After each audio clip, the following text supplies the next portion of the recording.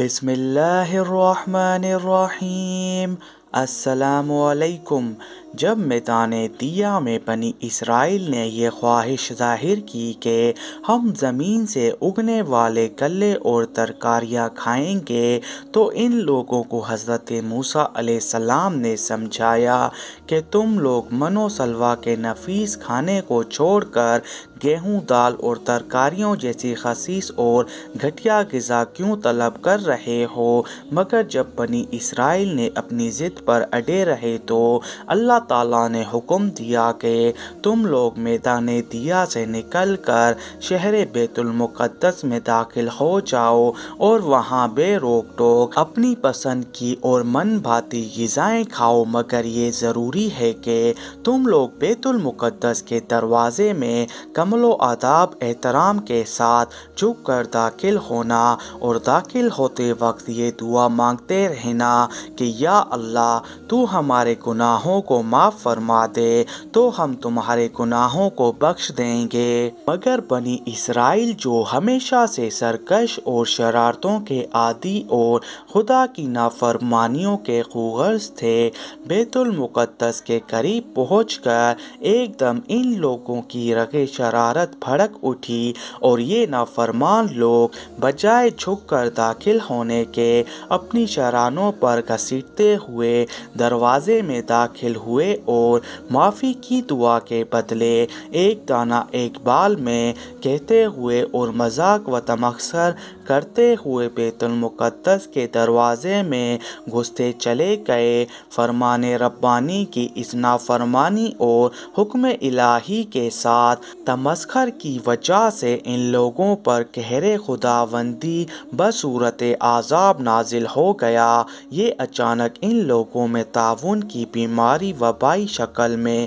پھیل گئی اور گھنٹے بھر میں 70,000 بنی اسرائیل لقمۂ اجر بن گئے۔ طاعون ایک مہلک وبائی بیماری ہے جسے ڈاکٹر علت کہتے ہیں۔ اس بیماری میں گردن اور بغلوں اور ران میں آم کی گٹھلی کے برابر گلٹیاں نکل آتی ہیں، جن میں بے پناہ درد اور ناقابل برداشت سوزش ہوتی ہے اور شدید بخار چڑھ جاتا ہے اور آنکھیں سرخ ہو جاتی ہیں اور دردناک جلن سے شعلے کی طرح جلنے لگتا ہے اور مریض شدت درد اور شدید بے چینی و بے قراری میں تڑپ تڑپ کر بہت جلد مر جاتا ہے، اور جس بستی میں یہ وبا پھیل جاتی ہے اس بستی کی اکثر آبادی موت کے گھاٹ اتر جاتی ہے اور ہر طرف ویرانی اور خوف ہراس کا دورہ پھیل جاتا ہے۔ اللہ تعالیٰ نے بنی اسرائیل کے اس واقعے کا ذکر فرماتے ہوئے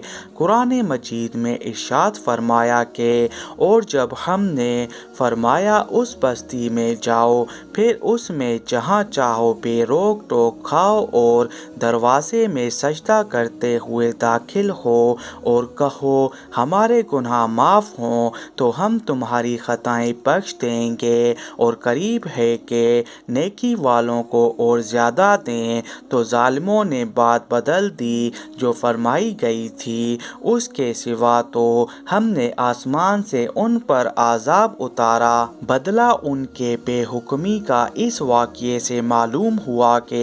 خداوند قدوس کی نافرمانی اور احکام ربانی کے ساتھ تمسخر و مذاق کرنے کا کتنا بھیانک اور کس قدر ہولناک انجام ہوتا ہے کہ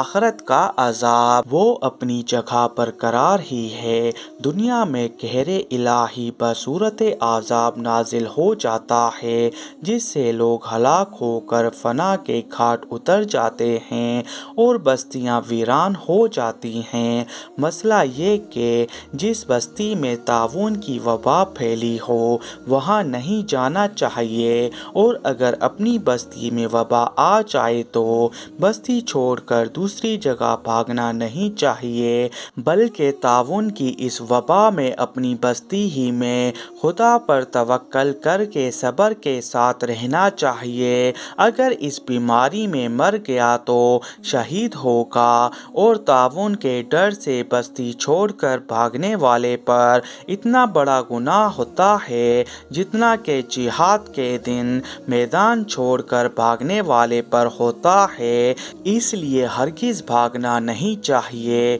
بلکہ اس بیماری میں صبر کے ساتھ اپنی ہی بستی میں مقیم رہنا چاہیے کہ اس پر خداوند تعالیٰ نے اجر و ثواب کا وعدہ فرمایا ہے۔